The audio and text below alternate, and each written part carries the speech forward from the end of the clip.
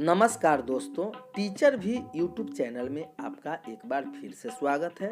आपने इस चैनल को सब्सक्राइब नहीं किए हैं तो लाल रंग का बटन दबाकर चैनल को सब्सक्राइब कर ले और बगल के घंटा बजा दें ताकि इस चैनल पर जो वीडियो अपलोड हो वह सबसे पहले आप तक पहुंचे। हाँ दोस्तों, लाइक करना नहीं भूलेंगे क्योंकि आपके लाइक करने से ही हमारे मेहनत का फल मिलता है। तो आइए जानते हैं नियोजित शिक्षकों के बारे में क्या खबर आ रही है। इस वक्त बड़ी खबर आ रही है नियोजित शिक्षकों के लिए। 10,000 प्राथमिक शिक्षकों को मिलेगा आई कार्ड।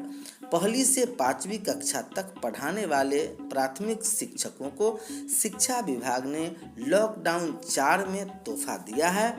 जिले के 10,000 प्राथमिक शिक्षकों का परिचय पत्र बनेगा। इसके लिए डीपीओ स्थापना सुभाष कुमार ने निर्देश जारी किया है। डीपीओ ने बताया कि परिचय पत्र जल्द बनकर शिक्षकों को मिल जाएंगे। इधर बिहार प्रदेश प्रारंभिक माध्यमिक शिक्षक संघ के अध्यक्ष डॉक्टर शेखर गुप्ता ने बताया कि डीपीओ स्थापना ने इसको लेकर सभी स्कूलों के हेडमास्टर और प्रखंड शिक्षा पदाधिकारी को कहा गया है।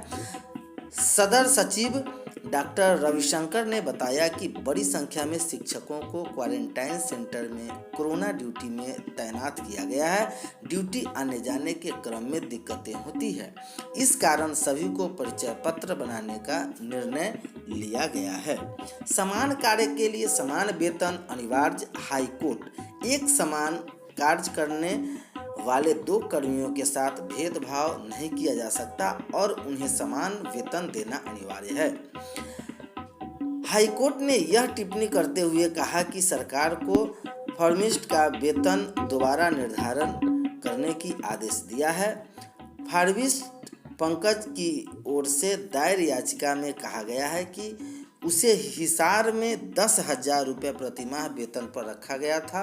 इसके बाद उसे नेशनल हेल्थ मिशन के तहत लाया गया और 15,000 रुपये प्रतिमाह वेतन दिया जाने लगा। याचिकाकर्ता ने बताया कि उसे अनुबंध के आधार पर रखा गया था, लेकिन उसके और नियमित कर्मचारियों के वेतन में काफ़ी फर्क था। नियमित कर्मचारियों का वेतन 39,000 रुपये था। याचिका ने सुप्रीम कोर्ट के आदेश का हवाला देते हुए कहा कि इस प्रकार समान कार्य के लिए आधा वेतन देना उसके व उसके जैसे अन्य कर्मचारियों के साथ अन्याय है। हाईकोर्ट ने हरियाणा सरकार को याचिकाकर्ता का वेतन दोबारा निर्धारित करने के साथ ही याचिका दाखिल करने के 38 माह पूर्व तक के वेतन का ब्याज देने का भी आदेश जारी कर दिया है। वित्त विभाग पर भारी पड़ गया शिक्षा विभाग। ईद के उत्साह में सारों बार नियोजित शिक्षकों की उत्साह को फीकी करने में कोई कसर नहीं छोड़ा। बिहार का शिक्षा विभाग और उसके पदाधिकारी नियोजित शिक्षकों के प्रति शुरू से ही बदले की भावना रखने वाला। शिक्षा विभाग के अधिकारी पदाधिकारी ईद जैसे त्योहार पर भी बाज नहीं आए और वित्त विभाग के आदेश के बाद भी नियोजित शिक्षकों नीचा दिखाने से बाज नहीं आए। अब जब ईद उल फितर के अवसर पर वित्त विभाग बिहार सरकार के अपर सचिव का मई तक का वेतन भुगतान देने का सभी विभाग को स्पष्ट आदेश है, तो फिर किस कारण से नियोजित शिक्षकों को वेतन नहीं दिया गया? यह मामला न्यायिक व विधि समस्त नहीं है, इसलिए इस मामले में वित्त विभाग बिहार सरकार पटना को अवगत कराना जरूरी है। लेकिन एक भी संघी इस मामले को नहीं ले गए क्योंकि उन्हें इसमें उनका प्रचार नहीं होता, क्योंकि वित्त विभाग बिहार का यह आदेश पहले से ही निर्गत है और संघ वाले बंधुओं को तो एक शिक्षक की छुट्टी का आवेदन की स्वीकृति का भी प्रचार प्रसार करना अच्छा लगता है ताकि वह अपना नाम का ढिढोरा पीटते चले, और इस काम में थोड़ी दौड़ धूप करनी पड़ती तो इस जेठ के मौसम में भी इतनी कड़ी धूप में कौन जहमत उठाए, फिर कैसा। अभी अभी मेरी बात दूरभाष पर पूर्वी चंपारण के डीपीओ स्थापना मिथिलेश कुमार सिंह से हुई वार्ता के बाद मुख्य उद्देश्य क्वारंटाइन सेंटर पर प्रतिनियुक्त हमारे मुस्लिम भाइयों के लिए है, जो यह चाहते हैं कि ईद के मौके पर इस क्वारंटाइन सेंटर के ड्यूटी से छुट्टी मिले।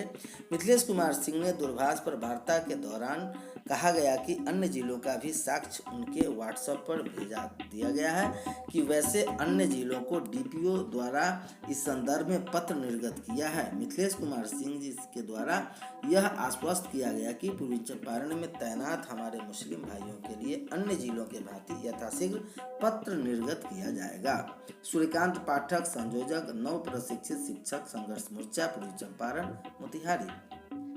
सारण के तरफ से चंपारण में भी मिले क्वारंटाइन सेंटर प्रतिनियुक्त शिक्षकों को 350 रुपये। इस संदर्भ में बहुत जल्द होगी डीईओ तथा डीपीओ से वार्ता। सूर्यकांत पाठक, संयोजक, नव प्रशिक्षित शिक्षक संघ मोर्चा, पूर्वी चंपारण। इधर बिहार के तमाम टीईटी एसटीईटी शिक्षकों के हक और सम्मान पाने के उद्देश्य से टेलीग्राम पर TSSSS बिहार इकाई ग्रुप बनाया गया है। 2 लाख लोगों को जोड़ने का लक्ष्य है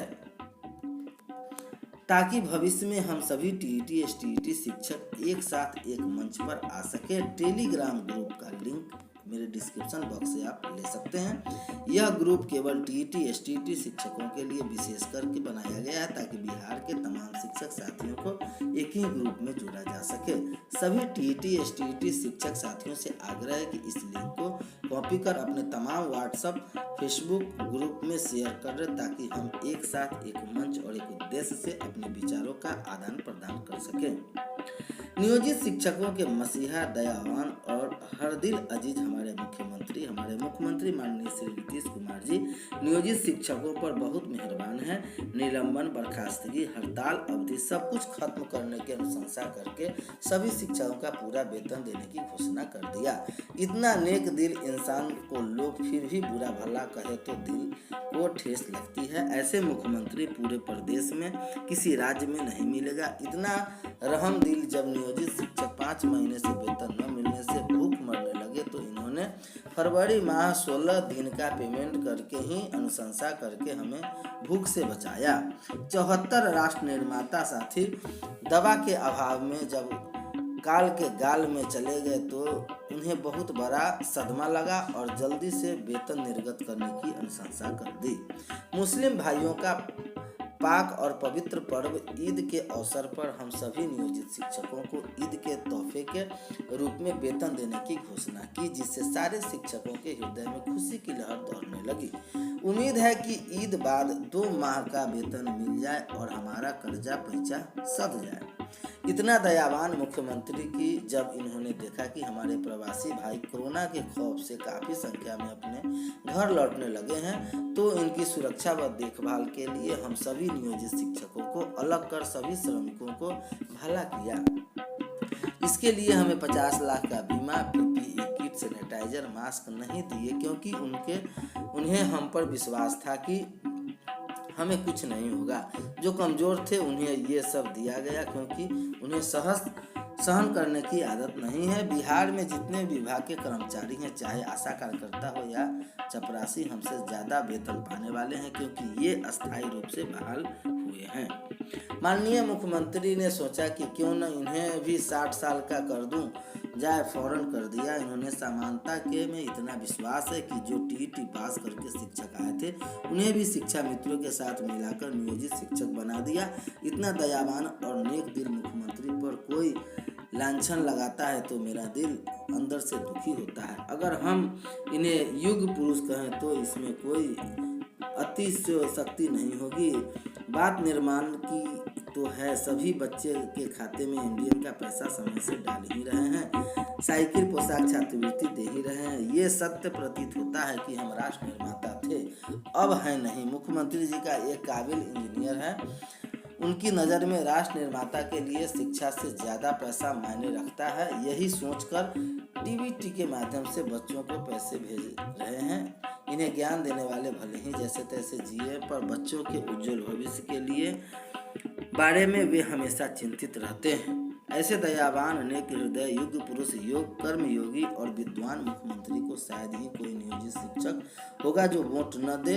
हम भगवान से यही मनाएंगे कि इस बार भी इलेक्शन में यही जीते और एमएलसी के चुनाव में भी इन्हीं की उम्मीदवारी विजय हो।